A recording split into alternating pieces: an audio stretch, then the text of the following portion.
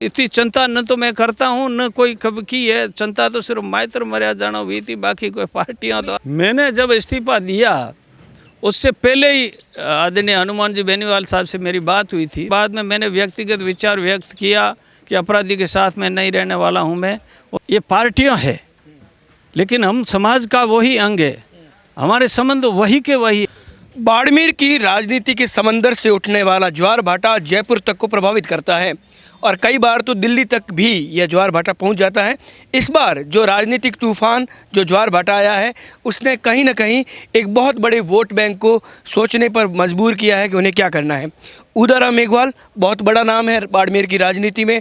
Bharatiya Janata party, उसके बाद कांग्रेस, उसके बाद आरएलपी और अब आरएलपी से प्रदेश उपाध्यक्ष और जिलाध्यक्ष की भूमिका से भी उन्होंने एक तरीके से मुक्त हो चुके हैं, मुक्ति ले ली है। उन्हीं से बात करते हैं कि आज जन्मदिन पर जो आयोजन हुआ यह सामाजिक आयोजन है या फिर राजनीतिक। उदाराम जी खुद से हम सवाल करेंगे। सबसे पहले तो आपको जन्मदिन की शुभकामनाएं। दूसरा, आज जो कुछ हुआ राजनीतिक रूप से ये माना जा रहा है कि ये बहुत बड़ा शक्ति प्रदर्शन है। उदाराम जी क्या कहते हैं? देखिए, कोई भी कार्यक्रम करते हैं तो लोग उस पर अलग अलग प्रकार की टिप्पणियां करते हैं और होना भी स्वाभाविक है। लेकिन मेरा जो राजनीतिक जीवन रहा है और सामाजिक भूमिका रही है राजनीतिक पार्टियों में रहते हुए, और जिस प्रकार से मैंने सामाजिक न्याय की लड़ाई लड़ी है, तो ऐसी स्थिति में इस बार मेरा एक घटनाक्रम हुआ लवली एनकाउंटर के मामले में।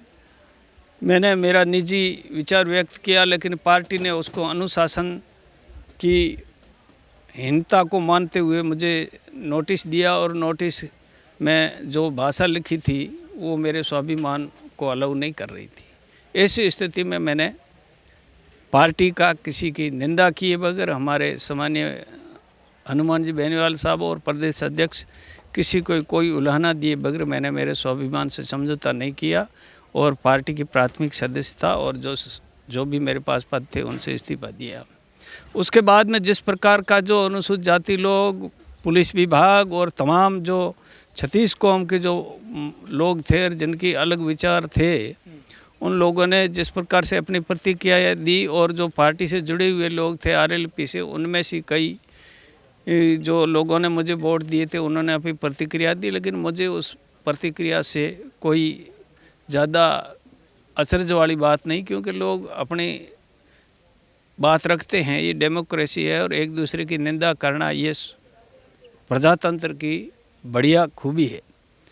अब रही बात ये जो कार्यक्रम मेरे समाज के कुछ लोगों ने इसकी शुरुआत की और उसके बाद में तमाम जो अनुसूचित जाति और जनजाति के लोग जुड़ गए और उन्होंने एक रक्तदान शिविर का आयोजन किया। और शिविर पहले तो मैंने मना किया था, मैंने कहा एक हॉस्पिटल में दे दो 50-25 यूनिट, लेकिन लोगों की जिद थी और अनुसूचित जाति जनजाति के लोगों के बाद में मैं उनको भी धन्यवाद देना चाहता हूं कि सामान्य वर्ग के लोगों ने भी तन मन और धन से सहयोग देने की उन्होंने पहल की। लेकिन हमारे लोगों ने कहा कि ये कार्यक्रम आयोजित होगा, जो आइटम जो किसी को देना था सहयोग भामाशाह को दे दिया गया।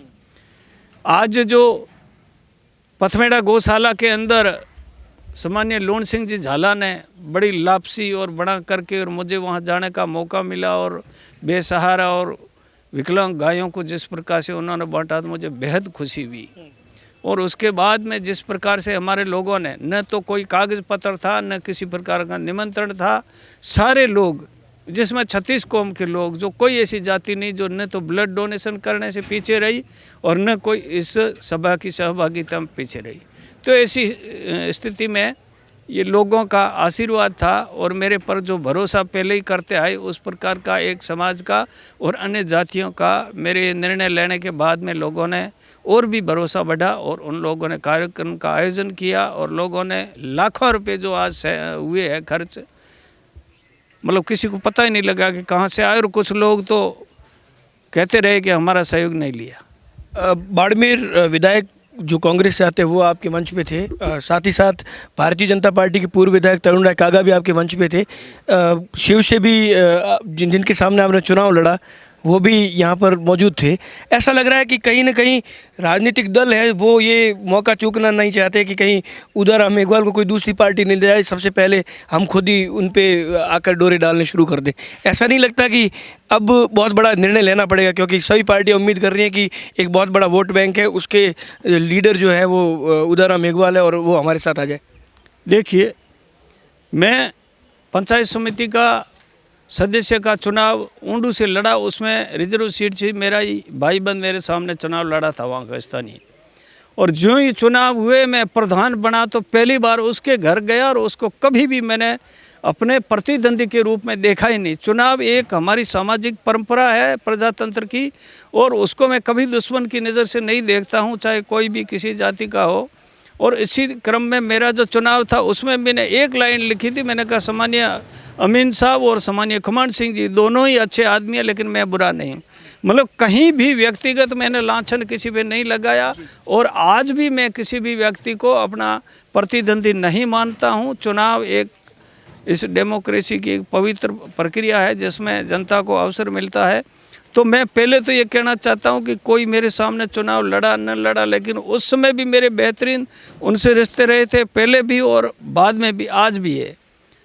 और रही बात ये जो किस पार्टी में जाना न जाना, ये मैंने पूरा पहले ही कह दिया कि अभी जो मेरा राजनीतिक भविष्य है वो मेरा अनुसूचित जाति और जनजाति के तमाम वर्ग के लोग, और साथ साथ अच्छे जो जनरल वर्ग से मेरे से व्यक्तिगत ताल्लुका रखते हैं या वैचारिक ताल्लुका रखते हैं, उन लोगों की इच्छा होगी और वो मुझे कहेंगे कि नहीं तुम्हें राजनीति करनी चाहिए और किस पार्टी में करनी चाहिए। इसमें मैक्सिमम हमारा जो वर्ग के लोग कहेंगे कि हम इस पार्टी में चलिए और वहाँ पर हम आपके पीछे चलेंगे, और उस पार्टी के जो नेता होंगे उनसे मेरे मैं स्वाभिमान की और समाज की जो शर्तें हैं पहले रखूँगा। मैं आरएलपी में गया और मैंने ये शर्त रखी थी कि मैं 1 रुपया खर्च नहीं करूँगा मेरे घर से, और वो अपनी बात कर रहे हैं कि तुम खड़े रहिए, हम वोट और नोट दोनों ही देंगे। तो सारे लोगों ने, समाज के लोगों ने और सारे दूसरे लोगों ने जो वादा किया था उस पर वो खड़े उतरे। इसी प्रकार से आगे मेरा जो राजनीतिक जीवन है, जो मेरे शुभचिंतक और मेरे अनुसूचित जाति और जनजाति बहुजन समाज है वो तय करेंगे, वो करेंगे। कहेंगे तो मैं सामाजिक न्याय की लड़ाई ज्योतिबा फूले और बाबा साहब अम्बेडकर, बिरसा मुंडा और साहू जी महाराज के विचारों का एक मंच बना करके, एक फ्रंट बना करके उसके ऊपर काम करूंगा। और जैसे मैं करता आ रहा हूँ, चाहे हॉस्पिटल हो, चाहे दुखी हो, चाहे सुखी हो, पीड़ित हो, वो काम मैं करता रहूँगा। राजनीति में अगर समाज के लोगों की ज़्यादातर विचारधारा हुई और उन लोगों की विचारधारा और पार्टी से मेल खाने के बाद में कोई बात आएगी, लेकिन अभी तो इस नज़दीक में कहीं कोई पार्टी ज्वाइन करने का। उदाराम जी, पिछली बार विधानसभा पहुंचने के लिए आपने आरएलपी के जरिए प्रयास किया, उस प्रयास में आप कामयाब नहीं हो पाए। सिस्टम का पार्ट बनना बहुत ज़रूरी माना जाता है अगर आप समाज में बदलाव लाना चाहते हैं। तो क्या विधानसभा का जो रास्ता है वो आप मतलब एक तरीके से अब भूल रहे हैं, सिर्फ समाज स्तर तक, समाज सेवा तक सीमित रहेंगे, नए नेता क्रिएट करेंगे? देखिए, प्रजातंत्र है, इसमें एमएलए एमपी बनना, क्योंकि वही कानून बनाते हैं, वो बनने की इच्छा हर आदमी रखता है, लेकिन ज़्यादा और कॉन्फिडेंस में भी नहीं रहना चाहिए। तो मैं ये कहना चाहता हूँ कि इस बात का मुझे बिल्कुल गर्व है और इस बात की मुझे संतुष्टि है और आनंद है कि मैंने जो सेवा की है, और जब भी अनुसूचित जाति के लोग, चाहे दुख है, चाहे एक्सीडेंट है, चाहे खून चाहिए, चाहे उस पर कोई जुर्म कर रहा है अपराधी, उस समय जो चुने हुए जनप्रतिनिधियों से उसकी उम्मीद नहीं बनती है। उम्मीद सिर्फ मेरे से और मेरे साथ जो टीम काम करने वाली SC/ST एकता मंच और जो सहयोग करने वाली उस टीम से उम्मीद करते हैं। एमएलए को लांग करके हमारे पास आते हैं, तब मुझे एक एहसास होता है कि नहीं, एमएलए सब कुछ नहीं है। हाँ, एमएलए अगर हमारे जैसे लोगों को अवसर मिलता है, या कोई पार्टी या पार्टी से पहले कोई समाज और ये लोगों को, जो हमारे सामान्य जो मतदाता है 36 कौम के, उनको ये बात समझ में आती है कि नहीं, ऐसे व्यक्ति जाने चाहिए, तो ये तो लोगों की मर्जी पे है। लेकिन मुझे संतुष्टि है कि एमएलए से उम्मीदें नहीं है, मेरे से और मेरी टीम से। एमएलए साहब की बात पे जब बात आई तो बात करते हैं कि आपके गांव से हैं एमएलए साहब, तो उनकी जो आपसे गांव की मित्रता है वही है या राजनीतिक मित्रता शुरू हो गई जब से आरएलपी आपने छोड़ी उसके बाद से? क्योंकि जब आरएलपी में आप थे तब आमतौर पे ऐसा नहीं होता था कि मन शेयर करें, तो क्या आरएलपी से जब जिम्मेदारी से मुक्त हुए तब आप आज़ाद है, किसी के साथ मन शेयर कर सकते हैं या फिर पुरानी मित्रता है इस नाते? तो निश्चित तौर से आपकी बात से सहमत हूँ कि इतने नेता मेरे शेयर नहीं करते, और किसान वर्ग के लोग इससे ज़्यादा युवा शेयर कर लेते, तो दूसरा मेरे वर्ग के लोग इतने शेयर नहीं करते। लेकिन आज मैं आज़ाद हूँ तो बिल्कुल फ्रीडम के हिसाब से तो बहुत ही शानदार महसूस हो रहा है कि बिल्कुल आज़ाद हूँ, और आज़ाद होकर के लड़ाई लड़ना है। नहीं, बाबा साहब ने एक बार कहा था कि तुम किसी भी महिला की ओर तुम्हें बुलावा आता है तो तुम्हारी झोपड़ी है, उस झोपड़ी में आग लगा के मत जाना। जिस दिन तुम्हें उस झोपड़ी से बाहर निकाल दिया जाएगा महल से, तब तुम्हारी झोपड़ी काम आएगी। तो आज और पहले चाहे मैं किसी पार्टी में गया, लेकिन अंततः मेरा समाज का तो न मैं पैरवी करनी छोड़ी, इसलिए मेरी झोपड़ी जो है, मेरा घर है, वो सेफ है। जहाँ तक एमएलए साहब से मेरा मतलब व्यक्तिगत ताल्लुकात हमारे बेहतरीन है, हमारे बात होती रहती है। कोई ज़रूरी काम होता है तो सामान्य जैन साहब से मैं बिल्कुल रिक्वेस्ट भी करता हूँ, हाँ ज़्यादा नहीं कहता हूँ। कोई सीरियस बात होती है कि साहब ये मामला है, इसमें आप करिए, तो वो कर भी लेते हैं। लेकिन ज़्यादा जाता इसलिए लोगों की लोग मेवाराम तो गांव के हिसाब से मुझे घर का समझ करके काम कर लेंगे, बिठा लेंगे। लेकिन पार्टियों का मामला है कि आप इन लोगों के काम करते हो तो थोड़ा सा उनकी दिक्कत नहीं आए, इसलिए मैं ज़्यादा उनके आपसे ये सवाल पूछ लेता हूँ। आपके मित्र, गांव के जो मित्र है मेवाराम जैन, जो एमएलए भी है यहाँ से, उन्होंने रिक्वेस्ट नहीं की कि आप मेरे दोस्त हो, मित्र हो, पुरानी अपनी कांग्रेस पार्टी में भी आप रह चुके हो, तो आप हमारे साथ आ जाओ? नहीं, अभी इस मामले में मेवाराम जी से मेरी कोई बात नहीं। भारतीय जनता पार्टी ने किसी ने कहा? भारतीय जनता पार्टी के लोगों के भी जब मैं वहाँ से मुक्त हुआ तो कहते हो तो उधर हम तो मोर ही जतो रहे, तो ठीक है थोड़ा दिन वास्ते दूजन गए तो मैं, लेकिन अपनापन सभी से। मैं जब कभी भी रहा हूँ किसी पार्टी में, मैंने एक गंगाराम जी से एक लाइन मुझे कहा गया था कि उदाराम जी, मैंने एक बार थोड़ा क्रांतिकारी बात की, वो नेता ऐसे ने मना कहेगा, अपने बड़े प्रेम से समझाया कि अपने को किसी को बुरा भला नहीं करना है।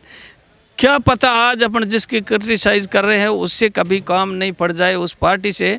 उस दिन मैंने नोट किया था, इसलिए मैंने अभी पार्टी छोड़ी, तभी किसी को उलाना नहीं दिया, न पहले वाली में किसी व्यक्ति को दिया।